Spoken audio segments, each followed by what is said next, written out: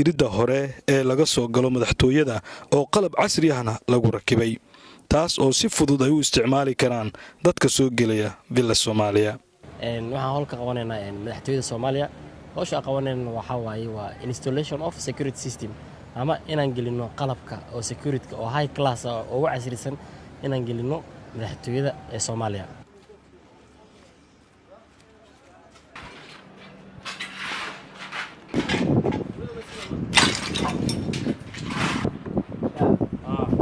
meeshan aad joogno waa guard house ama qolka ilaalada waardiyaha oo qolada u gudbayso gudaha si oo waardiyeynayay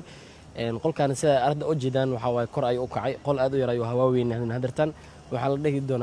doonaa gudihiisa laba shay oo baaritaan ah mid waa luggage scanner waa meeshii boorsooyinka wixii lagu baarayay la dhigi doona iyo walk through scanner midkii dadka dhex marayeen oo baaritaanka ahaa qolka hadartan hawshiis meeshan ay maraysa muddo koon gudeed insha Allah waan soo gabagabeynayna waan rinjiinayna meesha dhax bartamaan waxa uu talagalnay in ay dadkii socdo ay dhex maraan waxaan ugu talagalnay gadaal dhinaceeda kale waan arki doontaan qayb oo ah jaranjarada dadka caadiga ku soconayeen iyo qayb dadka oo disabled ama naafaha ay marayaan oo kale waa ugu talagalnay aygan meeshaas. waxaa sidoo kale la adkeeyay ammaanka soo gelitaanka madaxtooyada iyadoo labada qaybood la kala soocay oo dadkuna ay maraan meel gaar ah halka gawaariduna ay maraan baaritaano casri ah oo heerar kala duwan ay soo maraan. halkan aad arkaysaan waxaa ku jira qalab casri ah oo loogu talagalay inuu gaariga uu ka baaro waxyaabaha hoosta ugu dhegan si uu arko qofka halkaas ku jiro. hawshan istiraatiijiyada waxay bilaabatay 2017 bishii July waliba 11keedii meelahaas inay ahayd baan filayaa. shirkii ugu horeeyay aan qaadanay wuxuu ahaa laba hadaf inaan marka hore tiigsano. kow inaan amniga madaxtooyada sidaan u adkeyn lahayn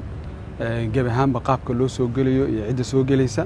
tan labaadna waxay ahayd bilicda madaxtooyada saan ayadana u qurxin lahayn. labada hadaf anoo ka duuleynaa waxaan isweydiinay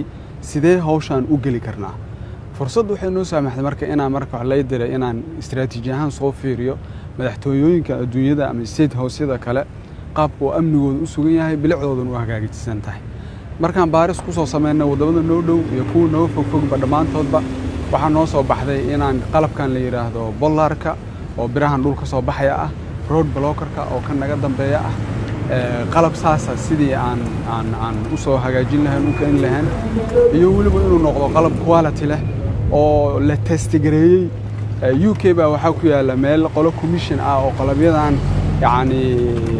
baabuurta intaasoo tan ah lagu test gareeyo inuu baabuurka crash garoobo meesha qalabka dhaawac ka gaar lahaa. marka meeshan ka soo bilaawno marka koowaad waxay inaan istiraatiijiyadii fiirino kadib gawaaridu markay halkay dhaafaanna waxay sii mari doonaan dhowr aaladood oo casri ah oo loogu talagalay in lagu sugo ammaanka madaxtooyada. handaabyo aad u fara badan iyo iskaan lagu hubinayo waxa ku xiran gaariga hoostiisa ayaa lagu soo kordhiyay horay uma aanay jiri jirin adeegan.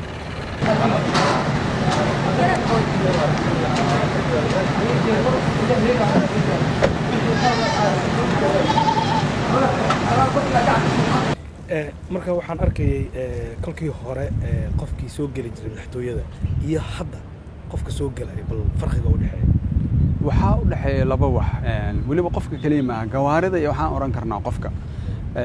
marka hadaan ku hormaro qofka su'aasha ay weydiisay kadibna gawaarida kugu xijiyo qofka waxa u dhaxeeya marka koowaad awal qofka yaani meel yar oo askari balbala oo habu istaagi jiray laakiin hadda waxay noqotay in laamigii dadka ay soo mariyeen marka hore loo dhiso askarigii meel yar oo nadiif ah u taagan yahay oo marka koowaad ba askarigu qofka uu hubiyo qofkan qof xaq uu ku gala meesha lama yahay laakiin meesha saxda qofka lagu baarayo waa meesha ay fadhiyaan control roomka oo yaani dadka qofkii walk through-gi dhex mariya iskaankii x-ray-gi dhex mariya ID-giisa hubiya qofkiina uu dareemayo si sharaf leh inuu meesha uga soo dhex baxay. sidoo kalena waxa ku xiran tone style oo wareegayo qofkii hadduu hub ama wax kale watana laftigeedana maxaan ku iraahdaayo ciriiri iyo xanibaad gelinaya waxyaalahaas. marka hadda waxaad moodaa inay sidiina ka fudud tahay kana sharaf badan tahay. gawaarida ku soo haray laftigeeda waxay fududeysay inaan keenay fingerprint oo gaarigu awood u leeyahay haddii meesha awal waraaqda laga sii jiray haddii gaariga la diiwaan geliyay qofka darawalka fartiisa in la diiwaan geliyo ama xildhibaanka gaarigaas kale ama wasiir gaarigaas kale darawalkiisa ama qofka ka shaqeeya madaxtooyada ama xafiiska ra'iisul wasaaraha. taa warka waxay fududeysay qofka inuu farta saaro ay alaabtiina ka furmato saanu qofku ku diiwaan gashan yahay baabuurkan la yaqaan taarikadiisa qofka farta saara inuu ahaa baafo goorta uu soo galay iyo goorta uu ka baxay xataa la ogaan karo inuu eriyadii madaxtooyada gaari uu ku dhex jiro inuu ka dhex baxay taana waxay fududaysay amnigii marka askartii waxa uu fududaatay shaqadii dhowr waxba horta qorraxdii ay fadhiyeen waxa lagu bedelay maxaan ku raadaayo meelo ay galaan oo qurux badan labo birtii cusleedo xariga ugu xorneedo isku bedeli jireen oo dalaci jireen oo maalintii dhan qof inuu ku mashquulay ahaydna waa laga baajiyay askari waa diyaarsan yahay qofkan iyo gaarigan ku mashquulsan inuu marka hore isku hubiyo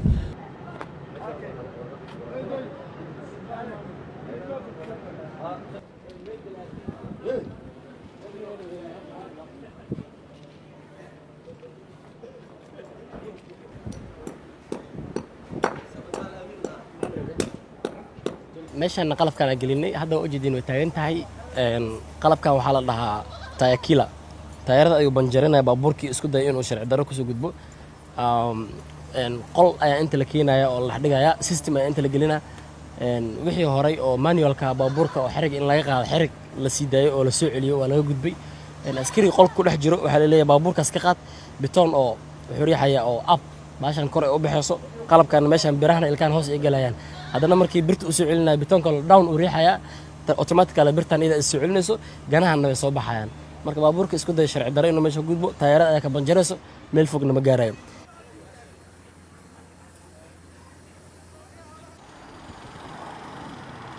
waxaa sidoo kale isbeddel lagu sameeyey wadooyinka ama dariiqyada gala gudaha madaxtooyada ee laysaga kala goosha xafiisyada iyagoo ahaayeen kuwa aada u burbursan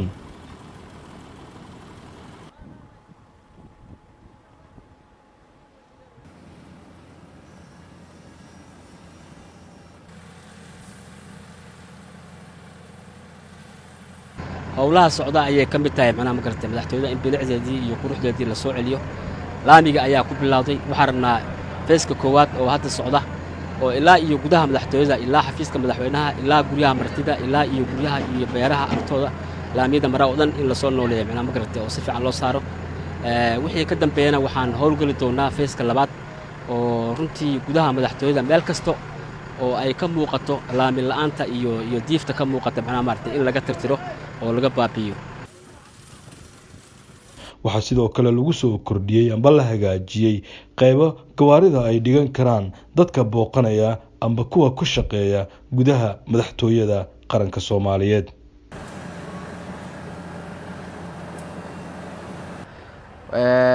laamigan oo haddana la dhisay jidkan 3 kiiloomitir isku yarka ah bilicda madaxtooyadu qayb muhiim ka qaadanaya door muhiim ah laamigaas oo muddo 9 maalmood socday markii aragnay baahidii jirtay oo bilicdii qaranka in la soo celiyo madaxtooyada in madaxtooyada bilicdeeda la soo celiyo oo laamiyadeedana dib u dhis lagu suubiyo si didiilo fiican wadanka guud ahaan ugu noqdo dib u dhiska u horseedo maadaama madaxtooyada qaranka laga bilaabay bilicda beertan waxaa sidoo kale qayb ka qaatay wiilkan dhalinyarada ah ee ku caan baxay arar farmaajo iyo geeya beerta ayaan hadda dhex joogaa kulli hadda isbedel weyn ayaan sameynay kulli haddana waa u jeedin beerta ayaan ku dhex jiraa hadda waxay taagan tahay baasha arbeerteeda iyo geeya ay taagan tahay agaasima aamino iyo aniga iyo kulli shaqaalaha oo kulli ku jiro oo hore iyo anigu kulli hadda isbedel weyn ayaan sameynay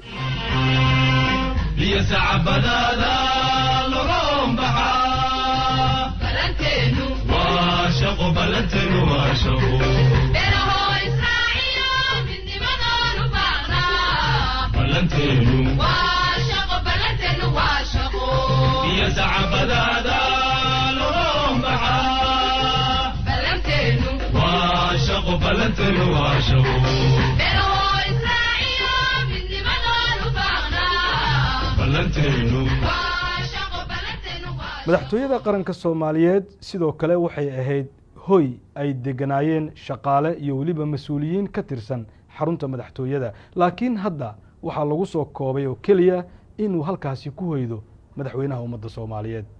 maxaa haddaba looga faa'iidaystay hooygii dadkaasi laga raray?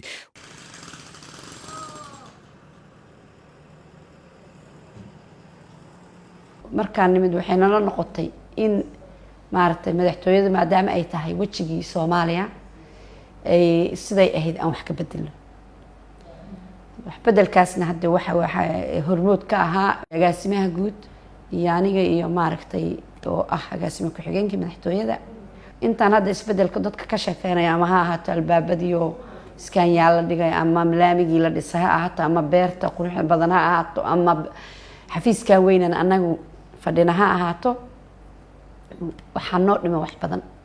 way isku dhex jireen. hadda qaybta aad kor hadda tagteen ma ogi guriga weyn waxay ahayd qayb maaragtay deegaana ah xafiisyana ah. marka hadda waxaanu maadaama ay tahay madaxtooyo deegaan ma noqon karto hal qof kaliya ayaa degi kara madaxtooyada oo ka noqon deegaan ku yeelan kara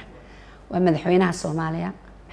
wiila Soomaaliya meesha la yiraahdo wiila Soomaaliya waa residency ama goobtii uu deganaa madaxweynaha iyo familiyadiisa.